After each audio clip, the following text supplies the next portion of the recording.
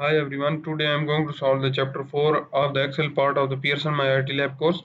And if you want me to do your any other part of the Pearson MyITLab course like Word part, PowerPoint part or SS part, or if you want me to do your complete Cengage course, Simnet course or Pearson course, Math course, Stats course, Finance course, Accounting course, Nursing course, Psychology course, Statistics course or QuickBook course, you can contact with me. You can contact with me through my WhatsApp number. My WhatsApp number is given at the bottom of the screen and also given in the description of this video, or you can contact with me through my email address. My email address is given at the bottom of the screen and also given in the description of this video, or you can directly click on the WhatsApp link which is given in the description of this video to directly come in my inbox. Now I am going to start that one assignment. Its name is Exp19 Excel Chapter 4 HOE Assessments. Its project description is given here. You can read it carefully so you will understand what you need to do in this assignment. I am going to start from the first step. So by following these steps, you can complete your work. In our first step, what is he asking? Start Excel, download and open the file name exp19 Excel chapter 4 HOE assessment investment. Creator has automatically added your last name to the beginning of the file name. Our first step basically involves the downloading of the Excel file and opening of the Excel file. I have already downloaded the Excel file from the Pearson dashboard and opened that one file. That's our file. I will go to the second step. In our second step, what is he asking? Create a table name as a transaction based on the range A4 to E248. So we will select A4 to A248. We will go to the insert tab and click on the table.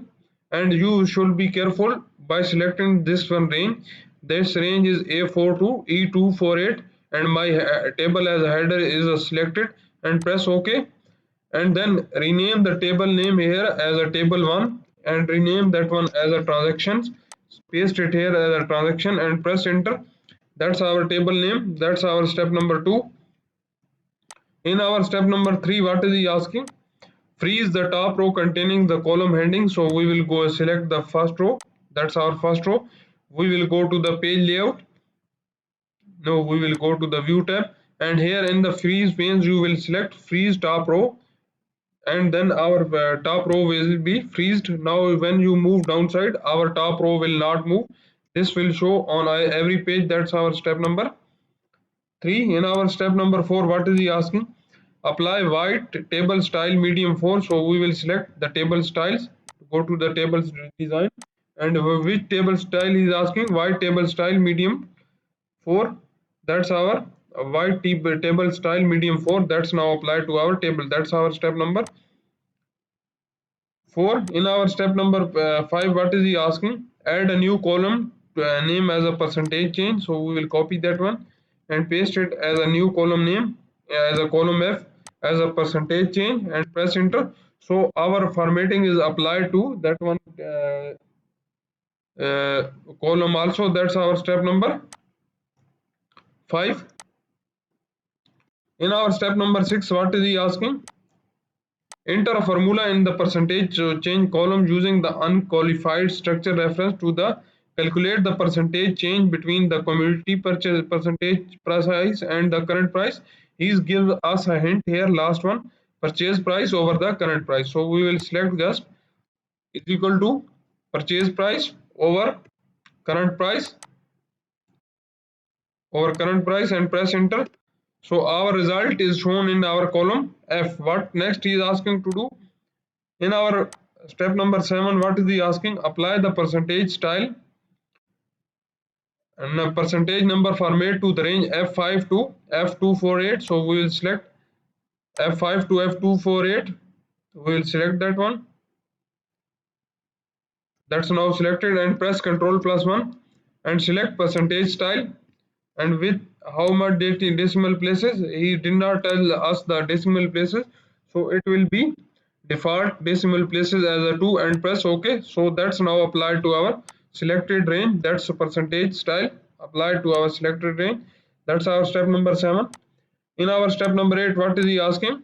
Add a total row to the percentage change column.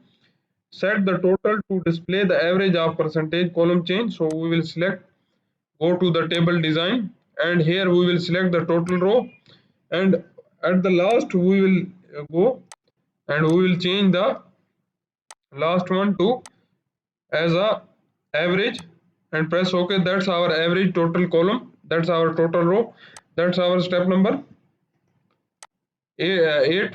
In our step number 9, what is he asking? Apply solid blue data bars formatting to the percentage change column.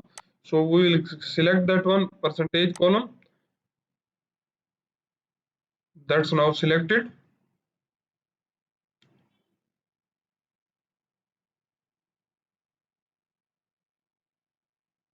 That's percentage column. We will go to the home tab, and here we will select conditional formatting and data bars. We will select blue solid fill blue data bars. That's now applied to our required range. He asks us in our 10th step, what is he asking? Filter the data to display only stocks and bonds. So we will say go to the filter, that one, that's our community. We will just select the bonds and stocks, uncheck the CD and press OK. That's now applied to our selected range. That's our step number 10. In our step number 11, what is he asking? Sort the data by broker, then by community, and then by percentage price. So we will go to the sort, that one. We will select custom sort. First sort, which one he is asking? By broker, by commodity. So we will select first by broker, then add a second level, then select by commodity, and then add a level, then select the by percentage change and press OK. These three sorts apply to our table. That's our step number 11.